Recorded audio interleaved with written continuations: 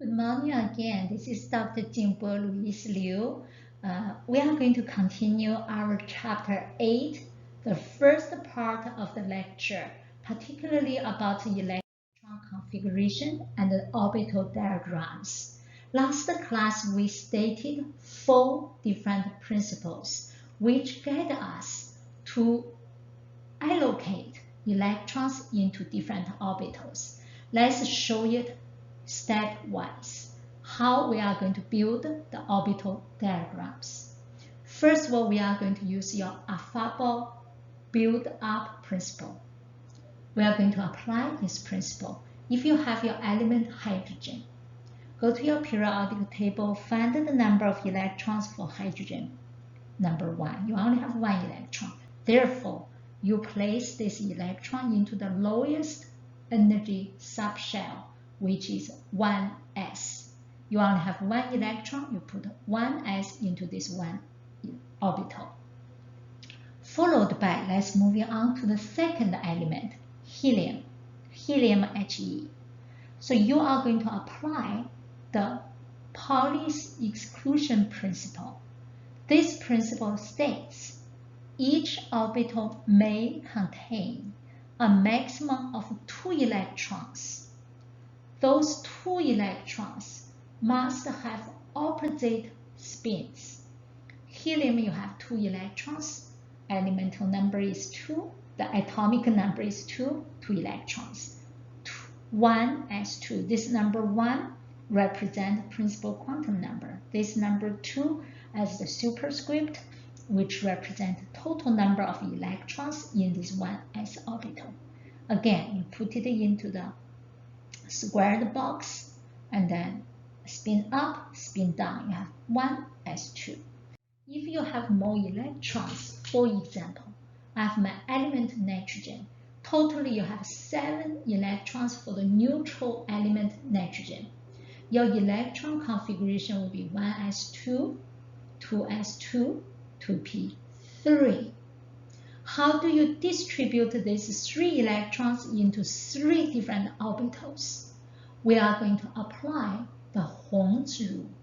Hong's rule specifies when the orbitals with the same energy are available, the lowest energy electron configuration has the maximum number of unpaired electrons with the same spin. Your electrons, they are in the different orbitals, they spin in parallel. Your 1s2, 1 up, 1 down. Your 2s2, 1 up, 1 down. 2p3, you have px, py, pz orbitals. So these 3 different orbitals is going to host 1 electron in each of them. They have the same spin. These 3 electrons, they are unpaired. They have parallel spins. That's your Hong's rule. The very last one is called Madelung's rule. Madelung's rule again is also called the N plus L Aldrin rule. This rule specifies that the orbitals fill with the electrons as N plus L. What does this mean? For the different orbitals with the different N and different L, such as 4s and 3d, the N plus L value increases, the energy orbital increases. 4s has a lower energy than 3d orbital as we mentioned. For example, Cr chromium. Go to your elemental periodic table, find the element Cr, which is in number 24, meaning the neutral element has 24 electrons. You are going to do the 1s2, 2s2, 2p3, 2p6, 3s2, 3p6. That's 18 electrons. You have 6 more. And then you go to 4s first and then 3d5. In this case, your 4s has lower energy. You put the electron into 4s first and then 3d. How do you put these 6 electrons? How do you allocate these 6 electrons? You are also going to follow your Hund's rule. Hund's rule states, if those energy of different orbitals, they are essentially the same. They are available, you have 6 orbitals available, 1 for S, 5 3Ds. In this case, 6 electrons are going to occupy different orbitals. They are not going to be paired, and they are going to spin in the same way. They have the parallel spin. You are going to do 4s1, 3d5, 4s1, 3d5. That's this one we call the partial orbital diagram for your Cr chromium, based on the Madelung's rule, actually also based on Hund's rule. Again, our electron configuration, this electron configuration, we call it condensed electron configuration, also called SPDF electron configuration. 1s2, 2s2, 2p6, 3s2, 3p6, and then make sure 4s1, 3d5. Follow the Madelung's rule and also follow the Hund's rule. So let's try another question related to the quantum number side. Our question is, write a set of quantum number for the third electron and the quantum number side for the 8th electron in your atom fluorine F. What's our plan? What's our plan? You are going to base on your orbital diagrams. You then determine the quantum numbers. Step 1. Identify the electron of the interest, number 3 and number 8, and then note its level, the level related to N, the subshell, also called your different orbitals, L, and then that orbital, how many different orbitals related to your ML, and then electron spin related to MS. Step 2, you count the electrons in the order which are placed into your diagram. The first one you counted number 1, second one number 2, third one, fourth one, etc., etc. Solution. Step 1, find the atomic number. For fluorine, number 9, write it down, the electron configuration, 1s2, 2s2, 2p5, 2p5. And then you distribute your electrons into the different orbital. So you have 1, 2, 3, 4, 5, 6, 7, 8. And then this part, you have one more in this p orbital. This is number 8. Number 3, number 8. Oh, you do have one more electron in this orbital. So for your third electron, that's our step 2. Count the third electron. Third electron in 2s orbital. N is 2. S related to L is 0. L is 0. ML must be 0. MS, positive half. If you have a spin up, you consider it positive 1/2. Number 8 electron in 2p orbital. N is 2. P orbital related to 1 for your angular momentum quantum number. Your ML actually can be varied from -1, 0, +1. If it's in 2px, you can consider it -1 because it's spin down, MS is -1/2. That's how you determine the quantum number site based on the partial orbital diagram. So I'm saying partial orbital diagram and the condensed electron configuration. What do you mean by that? Partial orbital diagram only shows you the highest energy subshell being filled. For example, your aluminum. Go to the periodic table, find the atomic number, number 13. Neutral aluminum has 13 electrons. Therefore, you have 1s2, 2s2, 2p6, 10 electrons, and 2s2, 2p1. You don't have to write it down 1s2, 2s2 all the way to 2p6. Only 3s2, 3p1 in this case needed to be written down. This diagram, you call it partial orbital diagram. And then condensed electron configuration is expressed this way. For aluminum again, go back to the second period. Find the noble gas. Find the noble gas from the previous period. Find the previous noble gas. And then place it in the square bracket, such as for aluminum. So go to your period number 2, find the element 10, neon. Put neon in the square bracket. So and then followed by you write down the outmost electrons. So neon in the square bracket, 2s2, 2p1.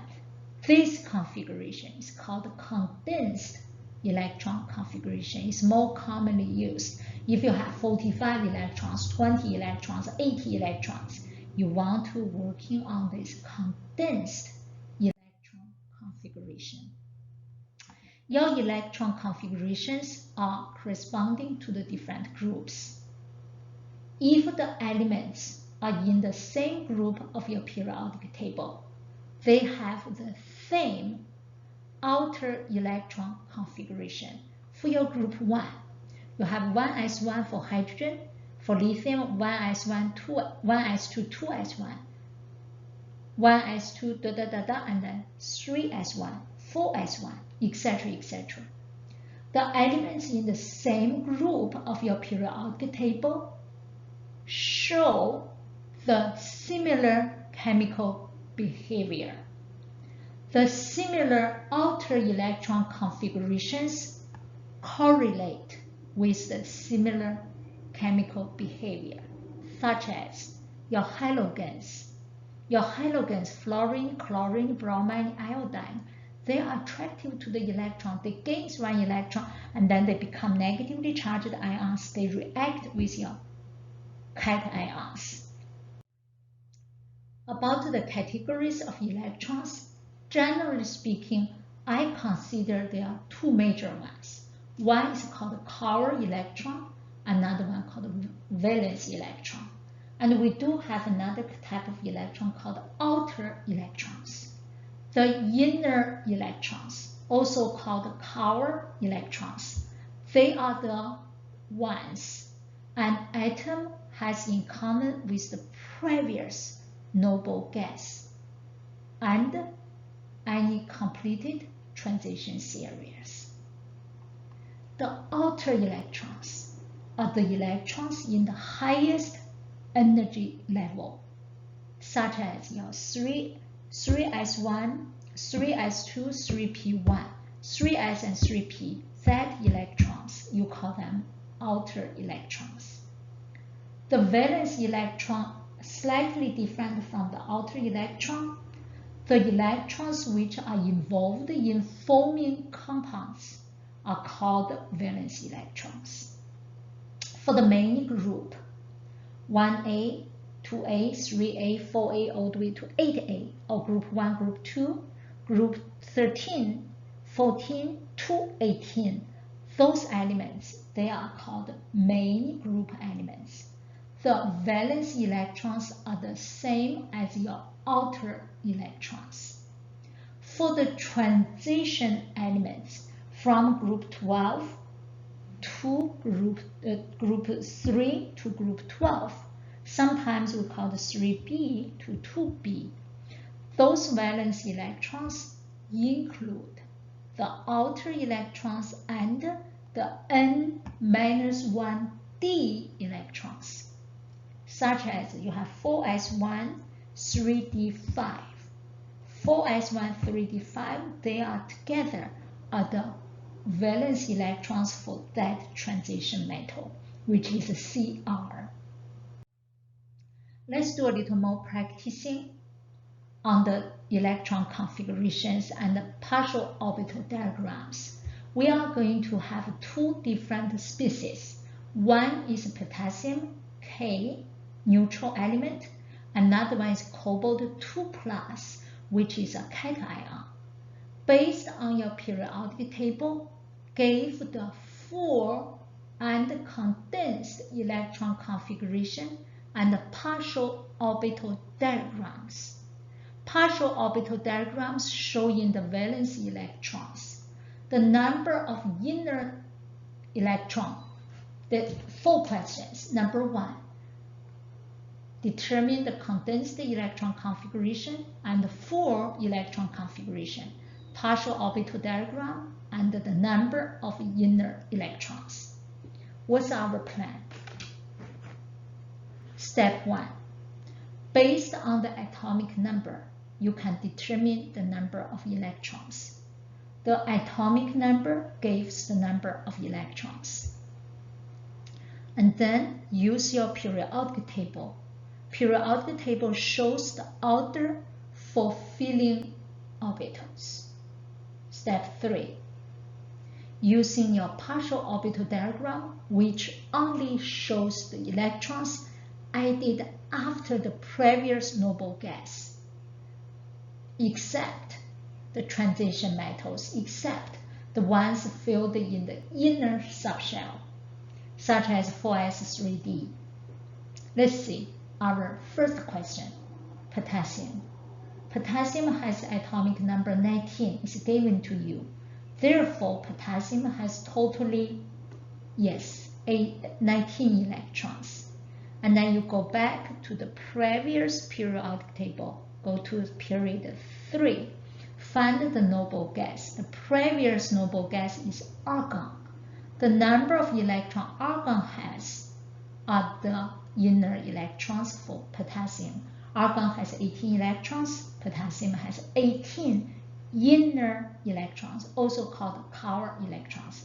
It's a full configuration, 1s2, 2s2, 2p6, 3s2, 3p6. Up to this point, that's 18 electrons. You have one more, 4s1. Your condensed electron configuration, argon in the square bracket, 4s1. And then your partial orbital diagram, you have 4s, 3d, 4p.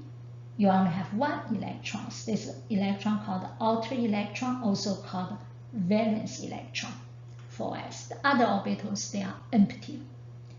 Question B, cobalt-2+.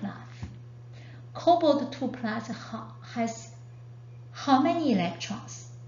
So you are going to use the atomic number minus the charge. Positive 2 meaning lose 2 electrons. Cobalt-2+ has 25 electrons. Again, go back to the period 3, find the noble gas, argon.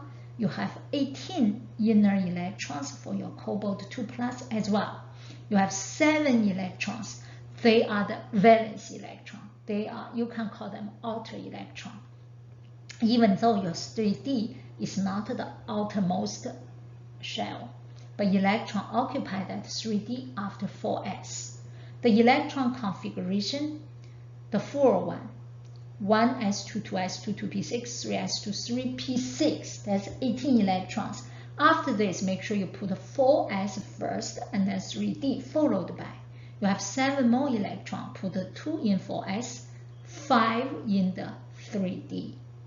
Condense the configuration. Again, go back to your argon, put it into the square bracket, 4s2, 3d, 5. That's the condensed electron configuration. Partial orbital diagram very similar to potassium. You have 4s, 3d, and 4p here, blocked by my picture. 4s, you have 2 of them, opposite spin.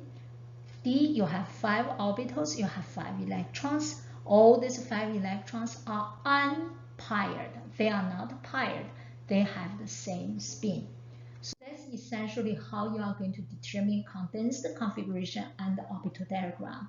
This figure showed you the first 3 periods, first 18 elements condensed electron configurations, followed by this table showed you the element, atomic number, partial orbital diagrams, full electron configurations, and condensed electron configurations. One element, I want to specify it, your phosphorus, number element 15. So make sure you have 3s2, 3p3.